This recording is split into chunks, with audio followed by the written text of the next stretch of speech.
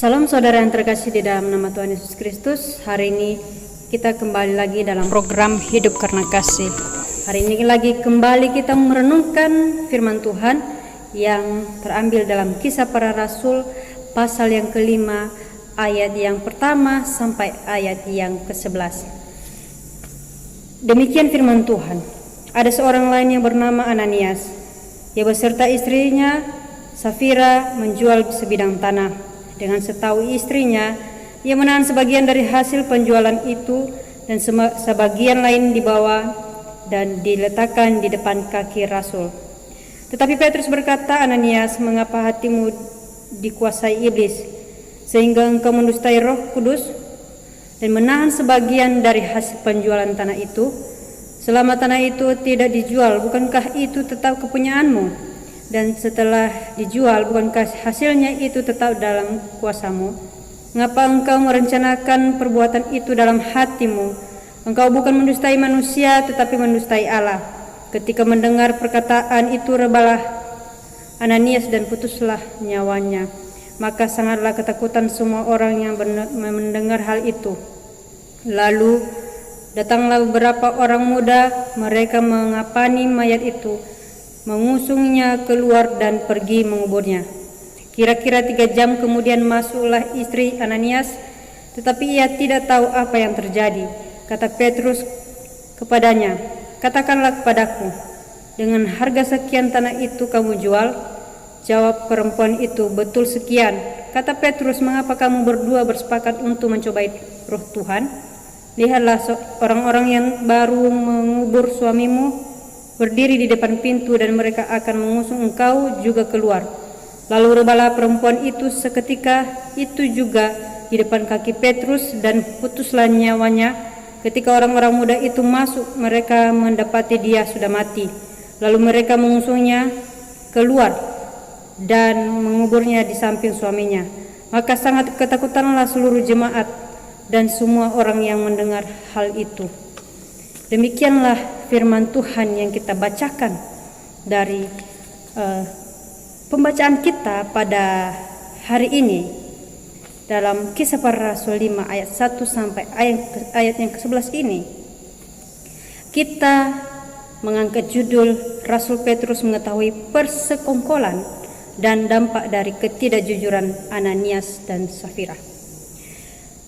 Kita lihat di dalam Kisah Para Rasul ini, yang menulis kitab ini merupakan Lukas, seorang yang memiliki profesi sebagai dokter. Dan dia menuliskan surat ini atas tuntunan daripada Tuhan. Saudara yang terkasih, di dalam teks ini kita melihat bahwa adanya kehidupan para jemaat mula-mula, di mana kehidupan para jemaat pada saat itu mereka hidup berbagi dan saling membantu, di mana kebiasaan mereka menjual harta mereka membagi-bagikan kepada semua sesama orang-orang seiman. Dan kita melihat, saudara-saudara, di ayat sebelumnya, di pasal yang keempat, dalam ayat 32, di situ kita menemukan cara hidup jemaat mula-mula ini. Di situ tertulis, "Adapun kumpulan orang yang telah percaya itu, mereka sehati dan sejiwa, dan tidak seorang pun yang berkata bahwa sesuatu dari kepunyaannya adalah milik sendiri, tapi segala sesuatu adalah kepunyaan mereka bersama." Jadi kebiasaan hidup mereka adalah hidup berbagi. Nah, mereka adalah orang-orang yang percaya kepada Tuhan, dan mereka juga adalah orang yang menjadi murid-murid Tuhan pada saat itu, atau Yesus. Saudara, di ayat yang pertama dalam pembacaan kita sampai ayat yang kedua, kita menemukan adanya persekongkolan Ananias dan Safira untuk berbohong tentang hasil penjualan tanah. Dan di sini kita membacakan di ayat pertama, ada seorang lain yang bernama Ananias, ia beserta istrinya Safira menjual sebidang tanah. Dengan setahu istrinya ia menahan sebagian dari hasil penjualan itu, dan sebagian lain dibawa dan diletakkan di depan kaki Rasul. Nah, di sini kita menemukan bahwa Ananias menjual tanahnya pada saat itu, tetapi ia tidak memberikan semua dari hasil tanah tersebut kepada Rasul. Nah, di sini kita menemukan bahwa ketika ia menjual tanahnya tersebut, hasilnya tersebut pun istrinya ketahui, dan disinilah kita menemukan bahwa mereka bersekongkol untuk membohongi Rasul pada saat itu. Tetapi ketika mereka telah menjual tanah tersebut, Ananias pun pergi ke Bait Allah, dan di mana pada saat itu tempat kebiasaan orang-orang yang ada di dalam jemaat, mereka memberikan hasil dari apa yang mereka miliki atau harta mereka yang mereka miliki. Contohnya seperti salah satunya Ananias, ketika ia memiliki hasil tanahnya, ia memberikan kepada Rasul di Bait Allah. Dan pada saat itu, adapun Rasul Petrus tahu kebohongan Ananias dari ayat yang ketiga sampai ayat yang keempat. Ia mengatakan, tetapi Petrus berkata, Ananias, mengapa hatimu dikuasai iblis, sehingga engkau mendustai Roh Kudus dan menahan sebagian dari hasil penjualan tanah itu? Selama tanah itu tidak dijual, bukankah itu tetap kepunyaanmu? Dan setelah dijual, bukankah hasilnya itu tetap dalam kuasamu? Mengapa engkau merencanakan perbuatan itu dalam hatimu? Engkau bukan mendustai manusia, tetapi mendustai Allah. Nah, di sini kita melihat bahwa Rasul Petrus mengetahui kebohongan yang dilakukan oleh Ananias tentang hasil yang telah ia berikan kepada Rasul Petrus atau di depan rasul-rasul pada saat itu. Sehingga Petrus mengatakan, mengapa engkau mendustai Roh Kudus? Ia mengatakan bukanlah manusia yang engkau dustai, tetapi Roh Tuhan. Mengapa engkau mendustai Roh Tuhan? Mengapa engkau mendustai Roh Kudus? Dan apa yang menjadi dampak dari kebohongan Ananias ketika Rasul Petrus mengatakan hal demikian?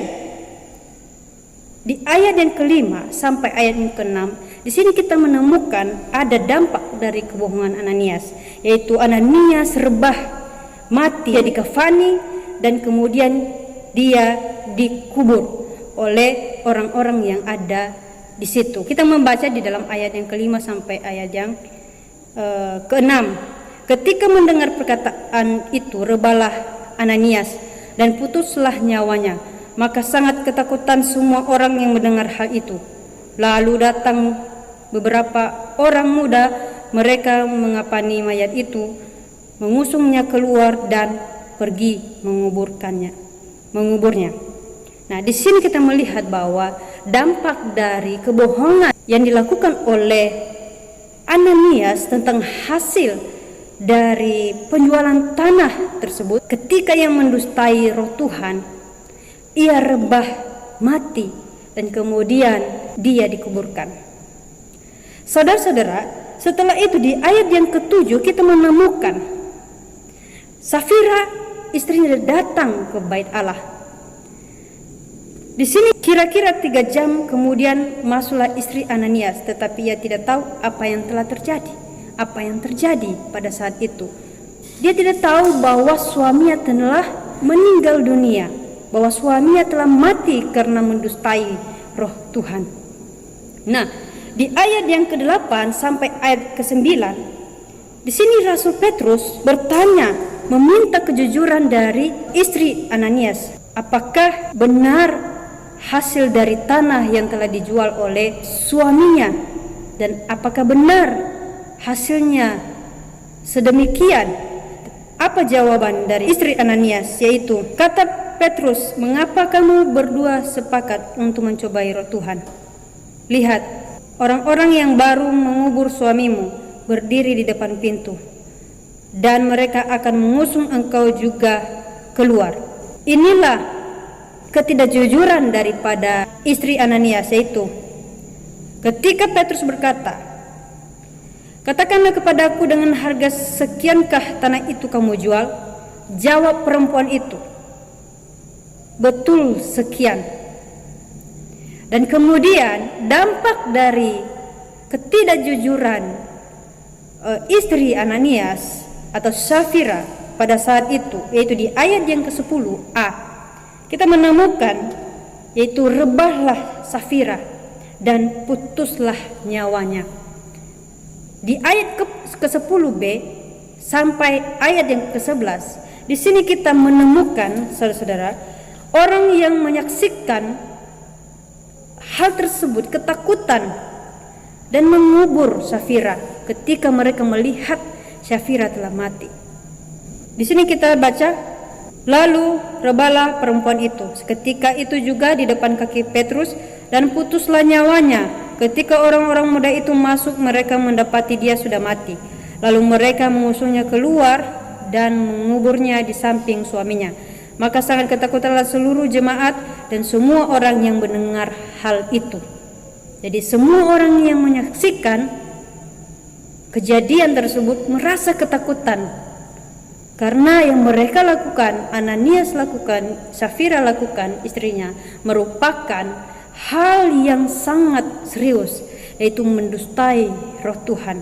Kenapa, saudara-saudara, orang yang percaya kepada Tuhan tidak boleh mendustai roh Tuhan atau mendustai Roh Kudus? Firman Tuhan di dalam Matius pasal yang ke-12 ayat 31 sampai ayat 32. Hujatan terhadap manusia akan diampuni, tapi hujatan terhadap Roh Kudus tidak akan diampuni. Itu adalah kata firman Tuhan di dalam Matius pasal yang ke-12 ayat 31 sampai ayat 32. Jadi sangat-sangat serius, saudara-saudara, bahwa mendustai Roh Kudus dapat membinasakan tubuh jasmani kita sebagai orang yang percaya kepada Tuhan.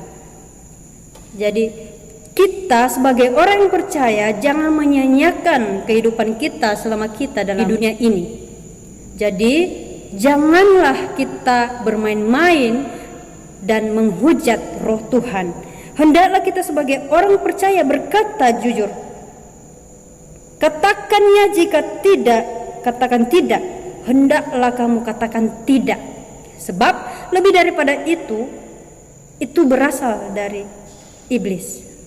Itu adalah perkataan dalam Matius pasal yang ke-5 ayat 37. Lebih daripada itu. Katakan ya jika ya, katakan tidak jika tidak. Lebih dari situ, maka itu berasal dari si iblis. Maka kita orang-orang yang percaya jangan memberikan peluang untuk hidup kita untuk dikuasai oleh iblis. Dan kita tahu bahwa upah dosa yang kita perbuat adalah maut. Inilah yang dirasakan oleh Ananias dan Safira. Karena bermain-main dengan dosa, mereka mau dikuasai oleh roh iblis, yaitu dikuasai oleh setan, seperti yang dikatakan oleh Petrus. Mengapa engkau dikuasai oleh iblis di ayat yang ketiga? Jadi saudara, kita tahu bahwa apa dampak dari ketika kita berdosa, yaitu upah dosa ialah maut. Tidak ada toleransi untuk melakukan suatu kejahatan. Konsekuensinya adalah maut ketika kita melakukan dosa. Tetapi dosa bagaimana yang dilakukan oleh Ananias? Ananias adalah orang yang percaya kepada Tuhan. Itu. Jadi kebinasaan yang dirasakan oleh Ananias ini ada dua pandangan. Yaitu yang pertama, ada yang mengatakan bahwa dia mati secara total. Sebab kalau orang yang sungguh-sungguh percaya kepada Tuhan, maka ia tidak akan melakukan hal tersebut. Dan ia juga akan selamat secara rohani, sebagaimana yang dilakukan oleh Adam dan Hawa pada saat itu ketika mereka memakan buah pengetahuan yang baik dan jahat. Dan ketika mereka jatuh di dalam dosa, mereka mati secara rohani pada saat itu. Tetapi karena merespon kasih anugerah Tuhan, ketika Allah mengorbankan pada saat itu menguliti binatang, dan mereka merespon hal itu. Di sini kita melihat bahwa mereka selamat karena mereka meresponi. Mereka secara rohani selamat dan jasmani mereka juga selamat. Nah, di sini kita melihat perbedaan. Ananias mati secara jasmani. Jadi kesempatan untuk hidup di dalam dunia ini sudah cukup dari situ. Berhenti ketika ia mendustai roh Tuhan. Dan di dalam 1 Korintus pasal yang kelima, ayat yang kelima, di situ kita menemukan bahwa ia katakan orang itu harus kita serahkan dalam nama Tuhan Yesus kepada iblis, sehingga binasa tubuhnya agar rohnya diselamatkan pada hari Tuhan. Jadi orang yang percaya kepada Tuhan, ia mengatakan orang itu harus kita serahkan dalam nama Tuhan Yesus kepada iblis, sehingga binasa tubuhnya agar rohnya diselamatkan pada hari Tuhan. Nah, orang-orang yang percaya kepada Tuhan, yang menyanyiakan kehidupannya, yang hidupnya tidak berbuah secara umum, yang tidak bertumbuh, maka sia-sia kehidupannya. Percuma hidup di dalam dunia ini kalau tidak berbuah, tidak berbuat apa-apa, tidak bertumbuh, bahkan mendustai Tuhan, menipu hamba Tuhan, menipu orang lain, menipu orang tua, menipu sesama manusia. Sia-sia kehidupan orang seperti itu. Lebih baik tubuhnya binasa dan jiwanya selamat, rohnya selamat. Jadi saudara-saudara, hendaklah kita sebagai orang percaya berkata jujur, menjauhi hal yang bersifat membohongi orang lain, mendustai roh Tuhan terutama. Saudara-saudara, inilah yang menjadi berkat di dalam kehidupan kita, anak Tuhan.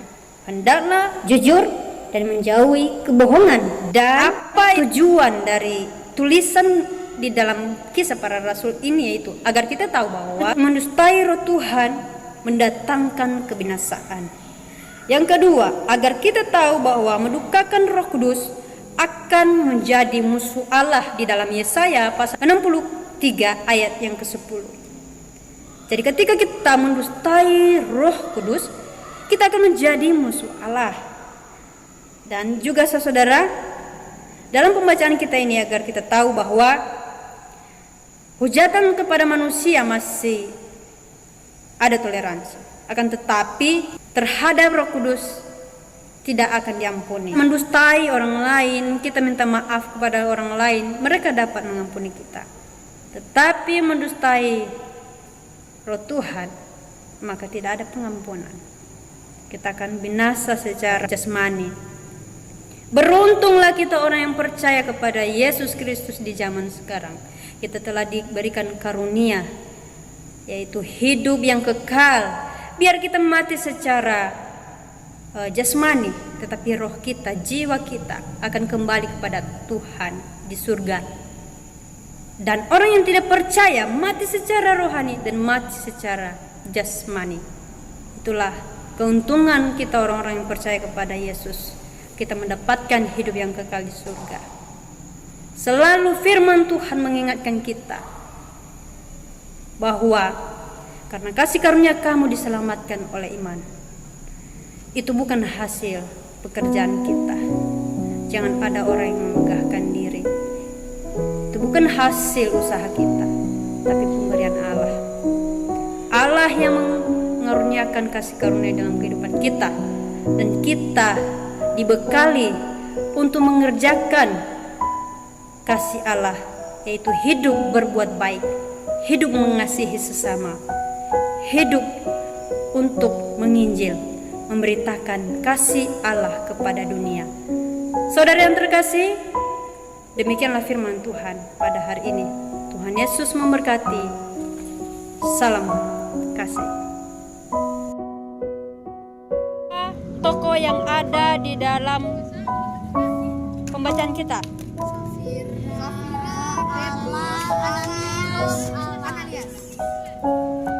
Apa yang dijual oleh Ananias? Tanah. Kepada siapa dia berikan hasil tanah tersebut? Petrus.